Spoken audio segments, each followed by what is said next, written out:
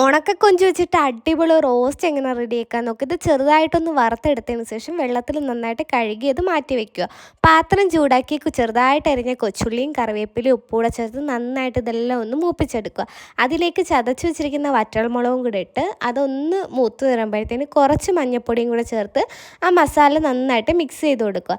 ഇനി ഇതിലേക്ക് കഴുകി വെച്ചിരിക്കുന്ന കൊഞ്ചുണ്ടല്ലോ അതുകൂടെ ചേർത്ത് നന്നായിട്ട് ഒരു 5 മിനിറ്റ് നേരം ഇളക്കി എടുക്കുമ്പോഴത്തേന് നമ്മുടെ റോസ്റ്റ് ഇവിടെ റെഡിയാണ്. ചോറിനൊപ്പം അടിപൊളിയാണ്. എല്ലാവരും ഇത് ട്രൈ ചെയ്ത് നോക്കാം. നമുക്കിത് എളുപ്പത്തിൽ റെഡിയാക്കി എടുക്കാൻ പറ്റും.